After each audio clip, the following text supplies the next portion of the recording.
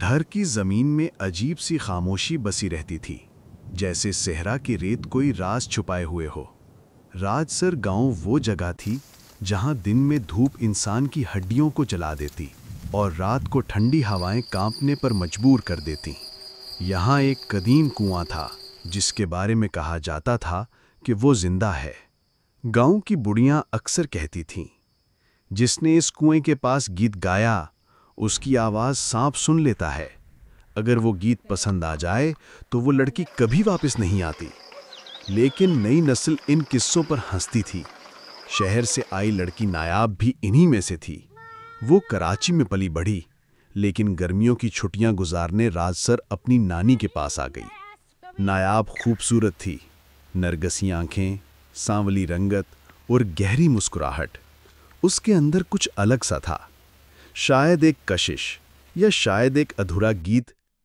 पहली सुबह जब वो कुएं पर अपनी कजिन्स के साथ गई, सबने उसे पुराना किस्सा सुनाया। नायाब ने कहकहा लगाया, अगर सांप आया तो मैं उससे सोने की चूड़ियां मांगूंगी। ये कहकर उसने आवाज भरकर गाना शुरू किया। सहनु नचले नागराज, सहनु छिपा ले रेतां विच। जैसे ही उसकी आवाज गूंजी, रेत में हल्की सी लर्जिश हुई। किसी ने महसूस ना किया, लेकिन कुएं के किनारे एक स्याह लकीर रेंगती हुई वापस रेत में गुम हो गई। उसी रात नायाब की नींद टूट गई। कमरे में गर्मी थी, लेकिन खिड़की से ठंडी हवा आ रही थी। दरवाजा बंद था, सब सो रहे थे, लेकिन नायाब को आवाज आई, चल मेरे नाल गीतां वालिए। वो उठी और खिड़की से झांका। कुछ नहीं था, सिर्फ कुएं की तरफ धुंध थी। फिर अचानक कमरा सोने जैसी रोशनी से भर गया। नायाब ने देखा, एक लंबा चमकता सांप उसके बिस्तर के किनारे बैठा है। नहीं, बैठा नहीं, झुक रहा है। उसने अपनी जबान से एक एक करके सोने की चूड़ियां निकालीं, 7 अदद, और नायाब की कलाइयों पर डाल दीं। सांप ने सिर्फ एक बात कही, अब तू मेरी है। सुबह जब वो जागी, उसके हाथों में वाकई वही सोने की चूड़ियां थीं। उसकी चीख सुनकर सब कमरे में आए। नानी ने चूड़ियां देखकर दुरूद पढ़ा, बाजियों ने नजर उतारी और मामू ने मौलवी को बुलाया, लेकिन चूड़ियां न उतरीं। मौलवी साहब ने कुरान की तिलावत की और फिर रुकते हुए कहा, ये लड़की ख्वाब में नहीं वापस आई है, कुछ उसके पीछे है। चंद दिन गुजरे, मगर नायाब बदली बदली लगने लगी। वो कम बोलती, ज्यादा सोचती और घंटों कुएं को तकती।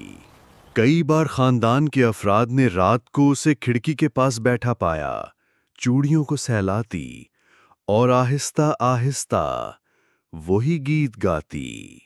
एक दिन उसकी कजन रुखसाना अचानक गायब हो गई। पूरा गांव पागल हो गया।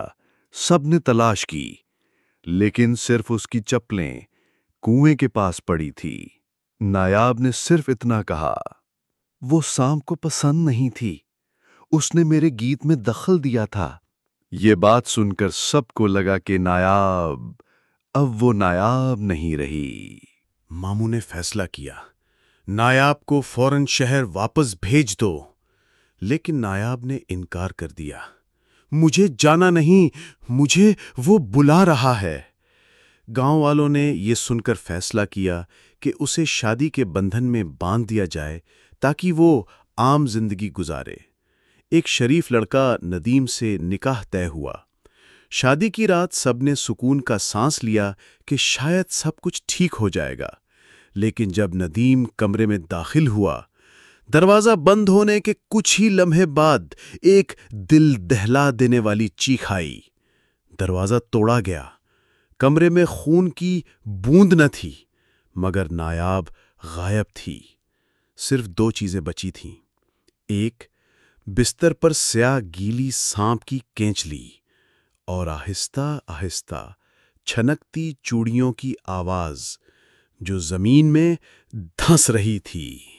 गांव में कहराम मच गया।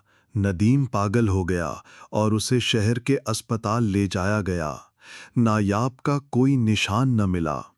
बूढ़ी दादी जान ने सबको एक बात कही, ये सांप आशिक है, और आशिक जब कैद करता है तो जिस्म नहीं, रूह कैद करता है। आज भी राजसर के कुएं पर अगर कोई लड़की गाना गाए तो रेत में कुछ हिलता है। नायाब की कहानी एक किस्सा नहीं बल्कि एक वार्निंग है, क्योंकि कुछ गाने सिर्फ इंसान नहीं सुनते।